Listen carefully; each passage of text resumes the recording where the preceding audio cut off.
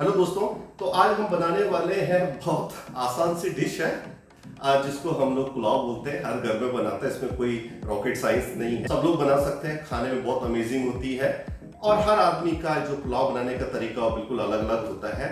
मेरी रेसिपी बहुत सिंपल है। थोड़ा सा चावल लीजिए, घी मारिए, थोड़ा एक दो सब्जी डालिए और आपका जो पुलाव है वो अमेजिंग बनने वाला है। तो चलिए आज हम बनाते हैं पुलाव। कढ़ाई गरम हो चुकी है, इसमें डालते हैं हम घी। 1 चम्मच बहुत है, बड़ा चम्मच चाहिए। लो फ्लेम पे हम थोड़े से ये काजू ले रहे हैं और इनको हल्का सा रोस्ट करेंगे हम लोग लो फ्लेम में। ये काजू हमारे फ्राई हो चुके हैं, इनको बाहर निकाल लेते हैं। ज़्यादा इसको काला नहीं करेंगे, थोड़ा क्रिस्पी रहना चाहिए ये। और इसमें ऐड करेंगे हम पनीर के छोटे छोटे क्यूब हमने बना लिए हैं, इनको भी थोड़ा सा फ्राई कर लेते हैं।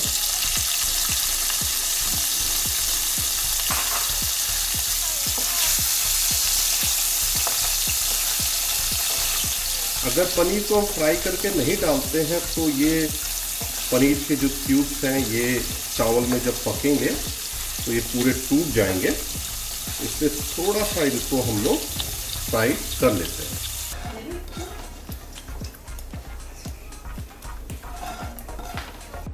और इससे जो घी बचा था मैंने उसको छान के निकाल लिया, वापस उसी को हम एंटर कर देते हैं। इसमें 1/2 टीस्पून जीरा,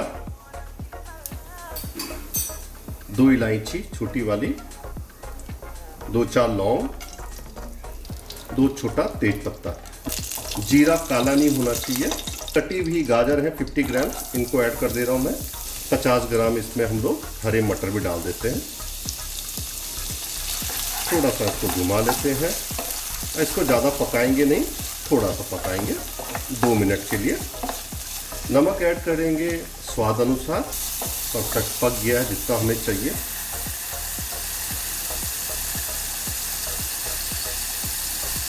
थोड़ी सी किशमिश भी ऐड कर लीजिए, इसका टेस्ट भी अच्छा जाता है। थोड़ा नमकीन, थोड़ा मीठा अच्छा लगता है।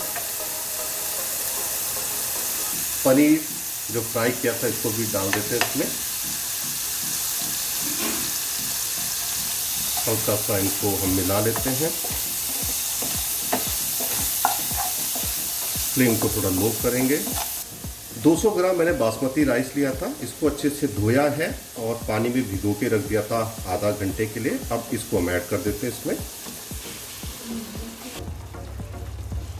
ऐड करेंगे हमारे फ्राई वाले काजू। 1 टीस्पून शुगर, आप नॉर्मल शुगर भी ऐड कर सकते हैं या ब्राउन शुगर है वो भी ऐड कर सकते हैं इसमें।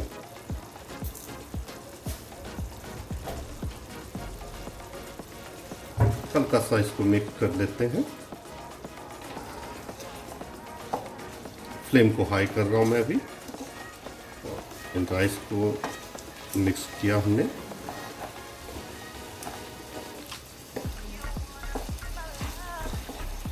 काफ़ी लोगों के मन में सवाल आता है कि पानी कितना डालें, तो बहुत कुछ डिपेंड करता है चावल पे।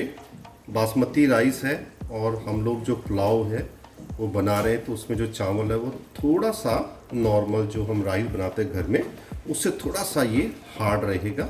दाने अलग अलग होंगे तो पानी की मात्रा कम होगी। और हम लोग कोई भी पानी को इसमें ड्रेन नहीं कर रहे हैं, वो भी ध्यान में रखते हुए हमें पानी डालना है।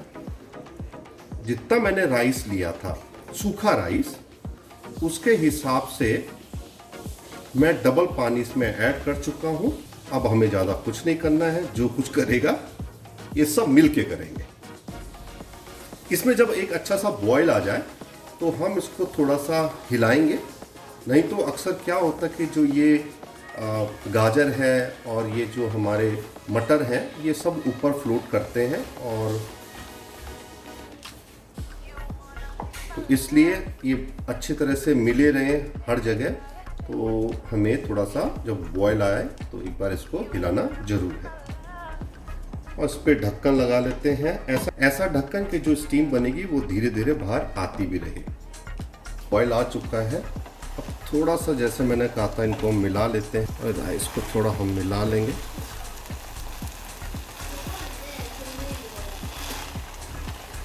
और जो फ्लेम है इसको हम लोग लो कर देते हैं।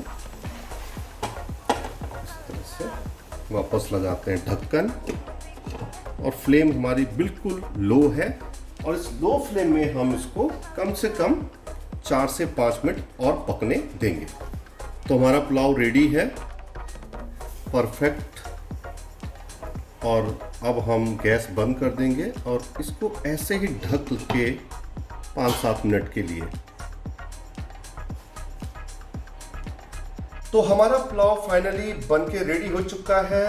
ये देखिए, इसे निकाल सकते हैं, दाना दाना अलग अलग है।